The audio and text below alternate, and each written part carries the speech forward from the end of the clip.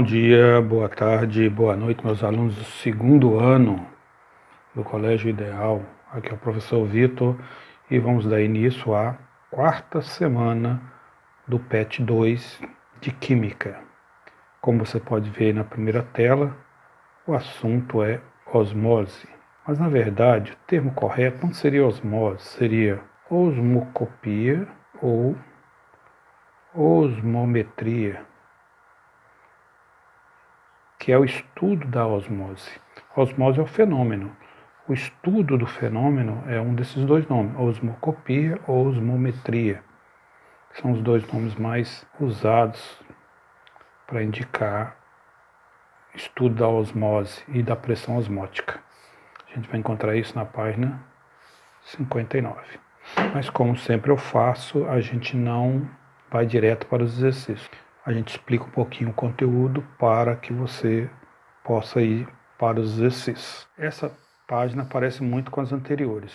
O que muda agora é o conceito da osmose, ou osmocopia, como eu tinha dito antes, tá vendo? Osmocopia estuda a passagem espontânea de solvente de uma solução diluída, mais diluída, para outra mais concentrada, através de paredes, membranas semipermeáveis. Semipermeável que deixa passar o solvente e retém, pelo menos teoricamente, retém o soluto. Então o sal, o açúcar que tiver, não atravessa a parede. Atravessa a parede apenas o solvente. E esse esqueminha que já apareceu em todas as nossas aulas, que quando aumenta-se a concentração do soluto na solução, quanto maior essa concentração, as propriedades coligativas, que são 4 no caso do nosso estudo, têm esse efeito. A temperatura de ebulição aumenta e a temperatura de congelamento diminui.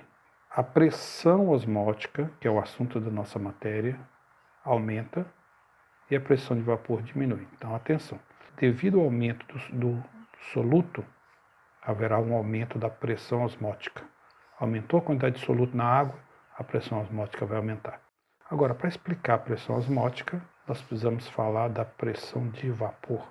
As duas estão totalmente ligadas. Vamos ver como é que eu posso explicar isso para você. Olha que foto bonita aqui, entendendo o assunto. Aqui a gente tem uma salada de frutas. E olha aqui, o acréscimo de açúcar. Às vezes a pessoa coloca açúcar, isso não é indicado não, porque já que é uma salada de fruta era para ser saudável. O açúcar nem sempre é saudável, né?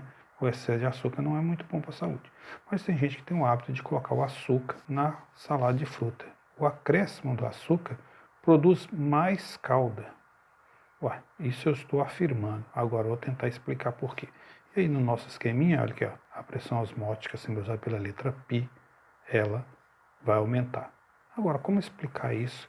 Quando eu coloco mais açúcar, aumenta a pressão osmótica, porque afeta a osmose. A água que está dentro dos alimentos, ela começa a migrar do meio menos concentrado, que a gente acredita que dentro da fruta tem menos açúcar do que você colocou do lado de fora.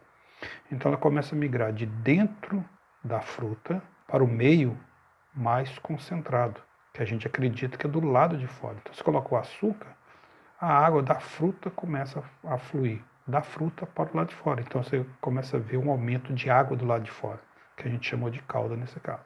Ah, você vai falar assim, não entendi. Vou explicar um pouco melhor. Ocorre uma queda de braço entre a pressão de vapor dos dois lados da parede semipermeável. A parede semipermeável é a que está no limite entre o líquido do lado de fora e o líquido do lado de dentro.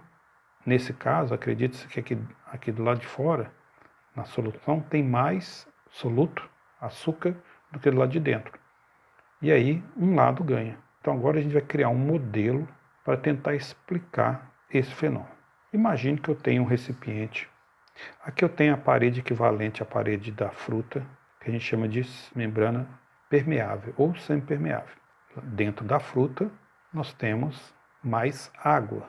Observe que o nivelamento, na teoria, aqui no nosso esquema, todo líquido libera pequenas bolhas de vapores que fazem pressão sobre o líquido, em todos os sentidos.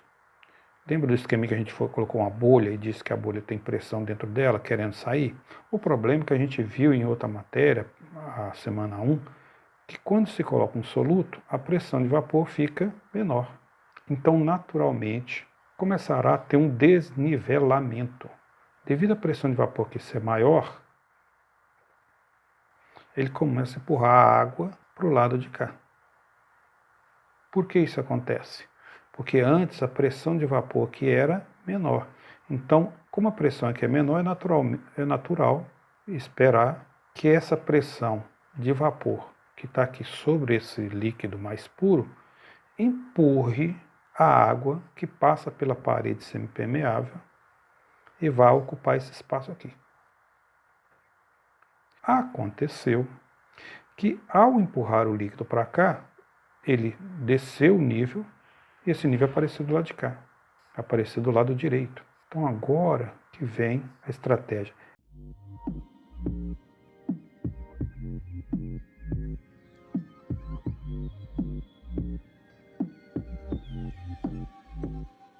Quanto vale a pressão devido a esse cilindro? E aí a gente tem informação boa aqui, ó. Tá vendo essa altura? Tá vendo esse círculo aqui? Vamos chamar isso aqui de... Esse círculo tem uma área, não tem? Diz a matemática que se você quiser calcular o volume desse cilindro, vou escrever aqui à esquerda, o volume do cilindro é a área da base vezes a altura. Esse é o volume. Então, se eu quiser calcular qual que é o volume desse cilindro que produz a pressão π, eu preciso multiplicar a área da base, aqui eu estou mostrando a parte de cima, mas não importa, é igual a da base. Toda essa área vezes a altura. Está aqui. Primeira informação, matematicamente falando, é assim que calculo o volume de um cilindro. Ok? Área vezes base vezes altura. A base é A. E o que é o π? π é a pressão osmótica. Pressão osmótica devido à diferença de concentração das duas soluções. Meu objetivo é calcular essa pressão. Como que eu faria isso lá no laboratório? Eu pego uma pequena régua, faço esse cilindro com um tubo, pego uma régua e calculo essa altura. Então eu sou capaz de calcular essa área aqui, só sabendo a boca do cilindro. Venho cá, multiplico pela altura, eu tenho o volume. Para efeito de cálculo, a gente trabalha com medida em metros cúbicos para coincidir aqui em metro quadrado, isso aqui em metro. Então a unidade de aqui vai ser metro cúbico, para facilitar o nosso cálculo. Bom, e daí, agora eu vou ensinar para vocês que existe uma fórmula na física, lá na hidrostática, que diz que para você calcular isso, você pode usar esta informação. Pressão é força dividido pela área. Então, é a força aplicada em toda essa área aqui é definida como pressão. A força é como se colocasse o dedão ali e tentasse apertar. Quando você pega uma seringa e aperta o êmbolo dela, você está fazendo uma pressão naquele ponto. Quanto maior força numa área menor, a pressão é maior. Então, pressão é força sobre área. Agora, olha a estratégia matemática. Pressão é... O que é força? Força é massa. No caso aqui, a gente está considerando que o sistema está paradinho, ninguém está empurrando nada, a única força aplicada sobre ela é devido a única aceleração sobre ela é a gravidade. Então, massa vezes aceleração é força sobre área. Pressão é... A aceleração é gravitacional. Então, eu vou colocar aqui, gravidade sobre área. Estrategicamente, eu vou multiplicar em cima por H, eu vou multiplicar embaixo por H. Isso não afeta nada. O H é a altura aqui, ó. 1 centímetro, 2 centímetros, mas hoje a gente vai colocar em metros, tá? 0,01 metro, 1 centímetro. Ao multiplicar aqui, olha o que deu embaixo. volume. A pressão aplicada sobre essa base, que nós vamos chamar de pressão osmótica daqui a pouquinho, ela é definida como mg/h sobre V. Agora, muita atenção nesse detalhe. Que massa é essa? Essa é a massa de todo esse cilindro. É a massa de todo o cilindro. Então, se eu tenho a massa do cilindro, dividido pelo volume do cilindro, adivinha o que eu tenho? Eu tenho, isso aqui é a densidade deste material. Então, eu posso usar que pressão é o símbolo na física de densidade é uma letra grega chamada Rho. Rho, GH. Na química a gente usa a letra D, mas na física é mais cuidadoso em relação a isso. O conceito lá é mais levado mais a sério, eu acho. Considera que Rho é densidade. Então, se eu souber a densidade dessa solução, densidade é massa sobre volume. Multiplicar pela gravidade, pela essa altura aqui, eu tenho a pressão sobre o sistema. Que de agora em diante a gente vai usar a letra π para chamar essa pressão aqui. Então, vou passar para o lado de lá. De agora em diante, π pode ser experimentalmente calculado multiplicando a densidade pela gravidade local, no caso 10 aproximadamente. Está vendo como é que a química já arredonda as coisas?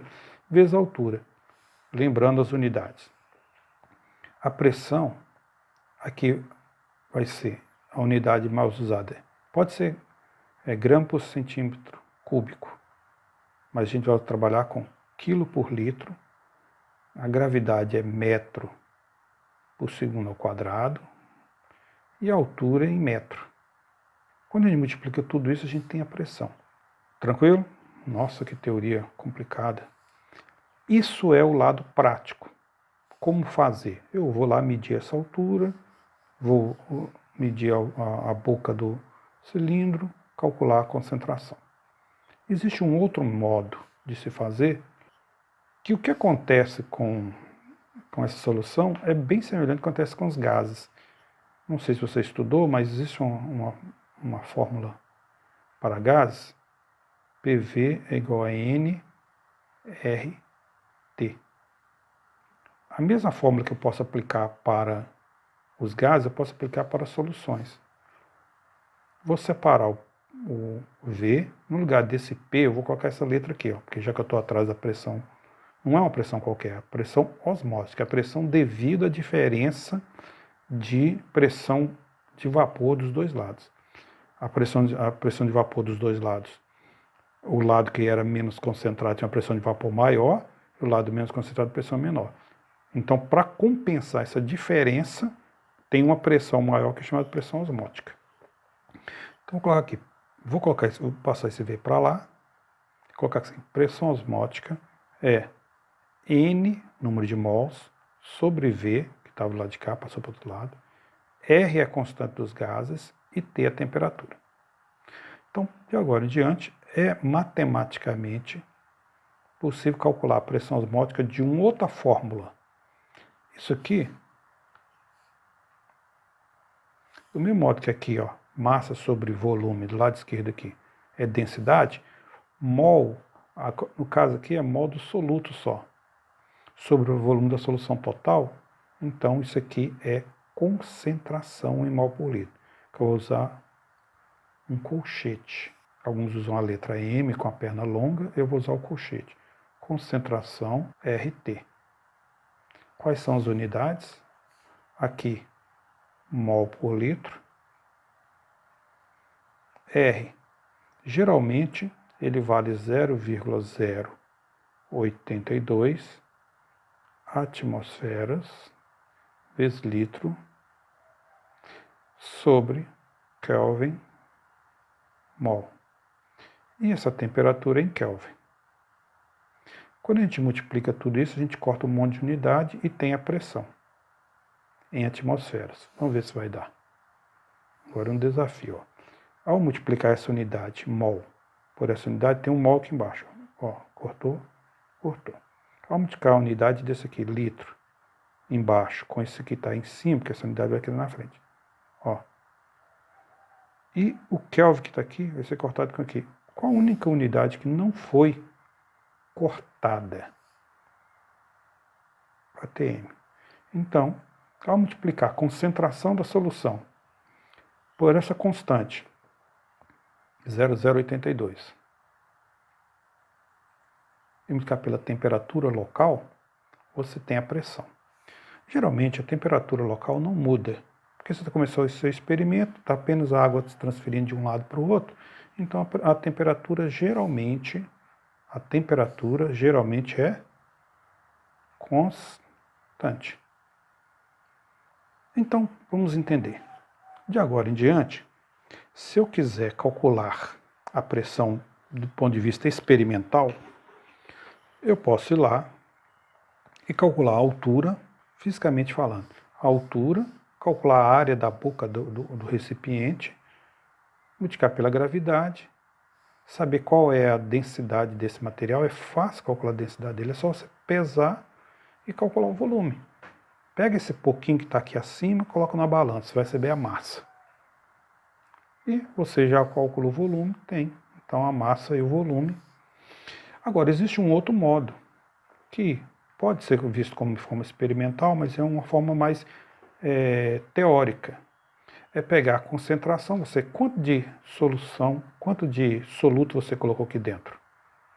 Você vai lá e olha a concentração, dividindo o número de mols do soluto, no caso o soluto aqui, nesse exemplo, é a glicose, dividido pelo volume da solução, no caso, praticamente a quantidade de soluto é muito pouquinho, então você pega o número de mols do soluto, divide pelo volume da água, você tem a concentração.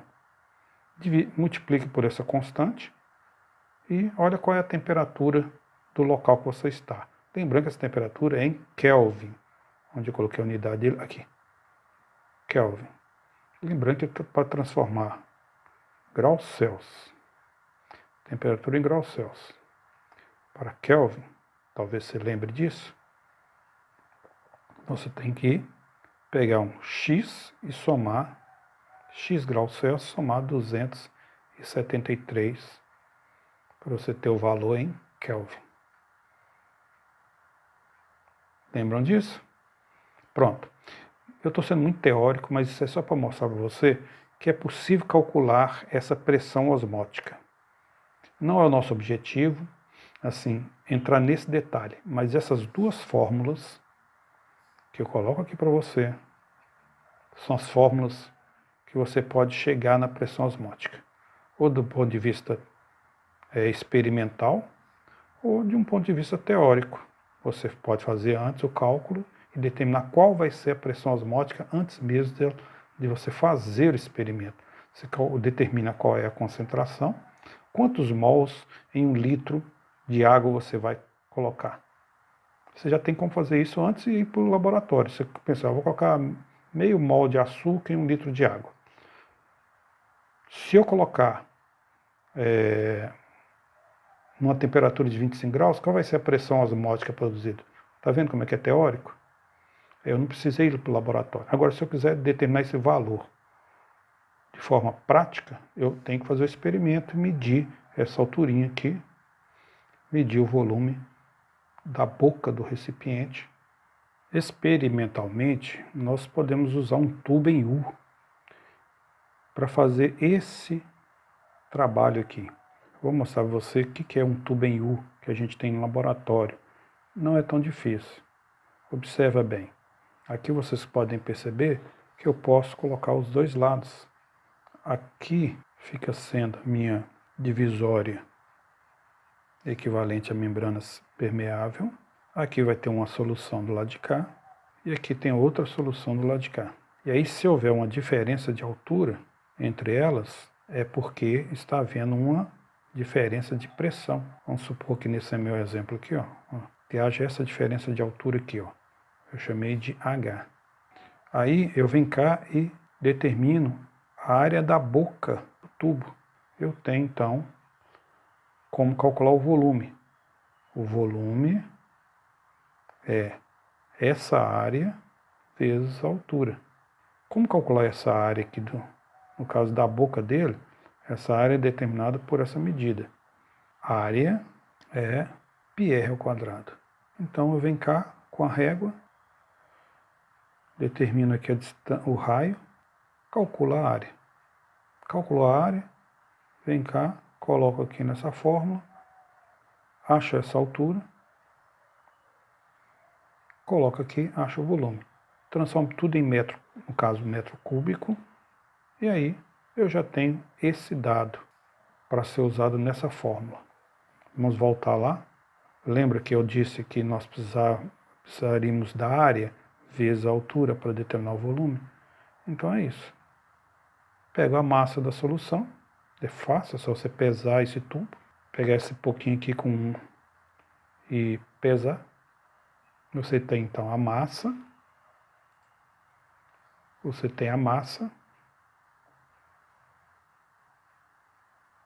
e tem o volume.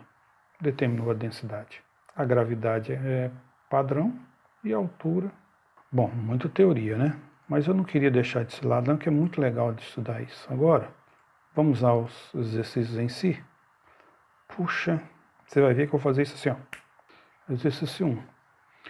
Universidade Estadual do Ceará. Os nossos ancestrais descobriram que a carne, quando era tratada com cloreto de sódio, sal de cozinha, ficava conservada do ataque bacteriano.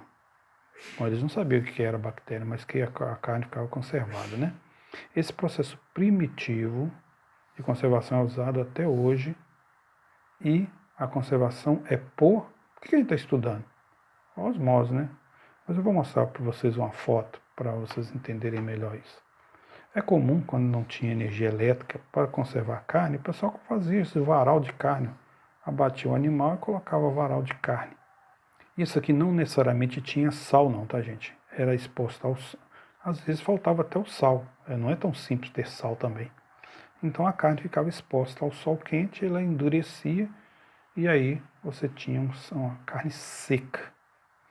Mas onde tem sal, você pode fazer o chamado charque.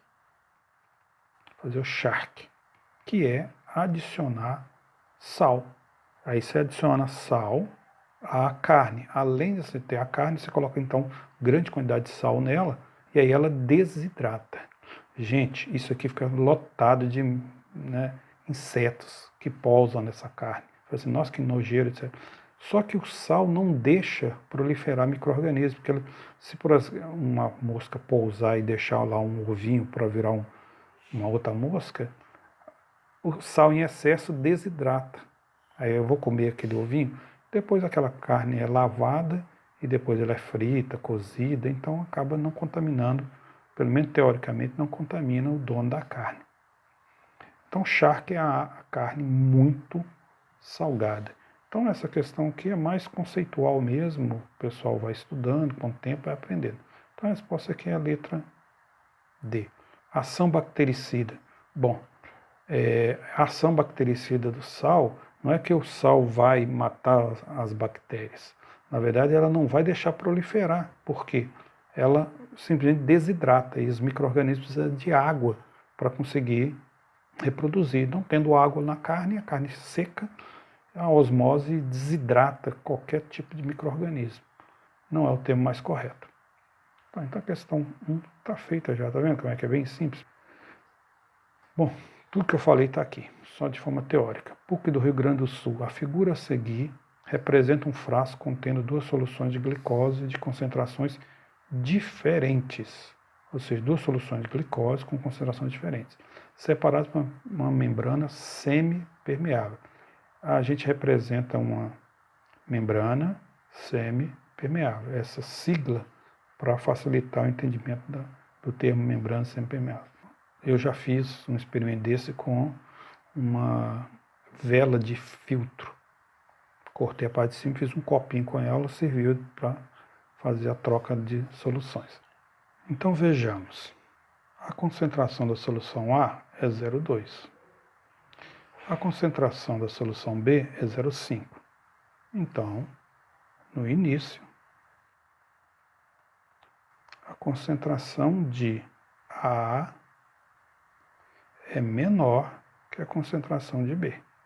O nosso objetivo é que o solvente vai migrar para a direita, de A para B, até que, no final, a concentração de A fique igual à concentração de B. Mas se o líquido flui para a direita, então haverá um acréscimo do nível do lado do B. Então, o líquido vai ficar com uma altura um pouquinho maior do lado de cá. E por outro motivo, vai diminuir aqui, ó. Vai diminuir esse valor para o lado de cá. Vamos chamar isso aqui de H. Vamos chamar isso aqui de X. Com isso, a gente já pode ir lá para o exercício. Pela análise da figura, pode-se afirmar que, após algum tempo, ocorre aumento do nível de A? Não, não houve um aumento. Houve uma queda do nível de A. Vou aproveitar a letra D. Diminuição no nível de B?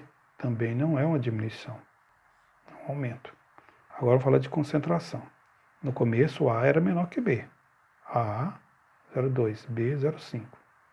Então, para ela se igualar, a concentração de A vai ter que aumentar, para que as duas possam se igualar, já que ela é menor, ela vai ter que aumentar. E a de B vai ter que diminuir, para que as duas se igualem. Então, há um aumento da concentração de B? Não, não há aumento. Ela vai ficar mais diluída, porque vai receber mais solvente. Aumenta a concentração de A. O solvente vai para B, ele vai deixando cada vez menos solvente em A. Você vai fazer um café. É quando você coloca, por exemplo, uma água para ferver, esquece lá. Colocou um açúcar lá. Mas se você esquecer a metade da água evaporar, a solução vai ficar mais doce. O solvente vai embora e deixa o soluto. Então, é totalmente normal perceber que se o solvente vai para o outro lado, a solução vai ficar cada vez mais concentrada. E do outro lado, como está chegando o solvente, está diluindo a solução. Então, na letra E está errada, porque está diminuindo a concentração de A. Não, está aumentando. Na dúvida, releia a questão, volte no vídeo para você entender os detalhes. Questão 3. Agora um monte de certo e errado, né? Questão 3. Universidade Federal do Rio Grande do Sul. Geralmente aparece o UFRGS, UFRS. Entre os fatos referidos a seguir, aí eu vou ler lá embaixo. Aqueles que podem ser explicados pela mesma propriedade coligativa são... Então ele quer que você explique qual a propriedade coligativa que está se referindo a cada um deles. Uma solução de sal de cozinha em água pode permanecer líquida mesmo quando resfriada a menos 20 graus, sendo tal propriedade utilizada na fabricação de sorvete. Ué, se eu estou falando de temperatura para manter líquida, mesmo temperatura tão baixa, estou falando da crioscopia, temperatura de congelamento, permanecer líquida, ou seja, não virar sólida, apesar da temperatura baixa. O açúcar adicionado à salada de fruta provoca aumento do volume do caldo. Ah, já falamos. Osmometria. Osmocopia. A adição de sal de cozinha à carne bovina utilizada na fabricação do charque. Eu falei a palavra charque anteriormente. Então também isso aqui é osmometria. O ponto de ebulição da água do mar é maior que o ponto de ebulição da água pura. Falou de ponto de ebulição. Quem é que relaciona ponto de ebulição? É uma coisa chamada ebulioscopia. Copia. Então esse assunto aqui já é um resumo de toda a matéria. E aí, como refere-se à mesma propriedade, 2 e 3. 2 e 3, letra C. Questão 4, Universidade Federal de Santa Catarina. Ao colocar uma solução vegetal normal numa solução salina concentrada, observar-se-á que ela começará a enrugar e murchar. Aí eu mudei isso aí, gente, coloquei ou são, para você saber que não é para marcar apenas uma. Ficou meio confusa a original lá. Então, no caso aqui, eu mudei aqui para vocês verem melhor lá. Na verdade, é ou são, pode ter mais de uma. A célula vegetal encontra-se num meio hipotônico em relação à sua própria concentração. Se você colocou uma solução salina concentrada, a célula vegetal se encontra num meio hipertônico. E o meio onde ela está colocada tem concentração mais alta que a dela. Então, isso aqui é falso. Letra B. Há uma diferença de pressão dita osmótica entre a solução celular e a salina. Verdadeiro. Letra C. Há fluxo de solvente do interior da célula para a solução salina do meio. Também é verdadeiro. Claro que é verdadeiro. Por quê? Por isso que ela murcha, ela fica com menos solvente dentro dela. Letra D. Quanto maior for a concentração da solução salina externa, menor será o fluxo solvente. Menor não. Maior. Então o erro está aqui nessa resposta. E letra E. O fluxo solvente ocorrerá através das membranas semipermeáveis. Verdadeiro. Então aí nós temos 3 possibilidades. São verdadeiras. B, C e E. Tranquilo demais essa questão. Muito comum em biologia esse tipo de questão. Agora, gente, essa questão você vai colocar lá no material para entregar lá no Classroom, tá bom? Que é fazer esse estudo de desafio aí. Coisa simples, uma pesquisa, coloquei aqui para lembrá-los. Faz a pesquisa direitinho, coloca lá, não falta senão depois não tem como avaliar vocês de forma correta. Faz a pesquisa, aí eu trouxe para cá só para lembrar que a questão 5 também é para ser feita. Bom, então, estamos fechando esse PET 2. Espero que vocês tenham aprendido um pouquinho sobre esse assunto. Eu espero que vocês tenham também gostado do assunto. A ideia não é aprender para fazer prova. A ideia é aprender para a vida cotidiana. Vocês viram que tem muita coisa prática que a gente vê que acontece no nosso cotidiano. Então a ideia é, a química ela tem que servir para alguma coisa. As matérias têm que servir para a melhor qualidade de vida de vocês. Não escolha lá quando a panela de pressão já está com máxima pressão e você consegue ver que ela está saindo gases ali, você não precisa manter o fogo alto mais. Por quê? Porque já chegou no máximo de pressão. Agora ali é só o líquido entrando em ebulição. Você está economizando. Então, por esse motivo, espero que esteja ajudando vocês. Um abraço a todos. Agradeço aí pela atenção de todos. Se vocês tiverem alguma dúvida, entre em contato. Vários recursos do colégio, pelo Zap, pela Conexão Escola, pelo Classroom, pela própria escola, ligando para lá. A gente está aí para ajudar vocês, tá bom? Então agradeço a todos que me ouviram, tanto do diurno quanto do noturno, e todas as turmas, inclusive a da professora Tami, que eu estou pegando à frente, e a professora Tami pega a turma do primeiro ano. Então a gente está trabalhando em conjunto essas duas partes. Eu agradeço muito a atenção de vocês, espero ter ajudado mesmo. A intenção não é complicar a vida de vocês. Aqueles cálculos que a gente fez ali, pode ignorar de certa forma. Se você tiver interesse em aprofundar, pesquise mais um pouquinho sobre ele.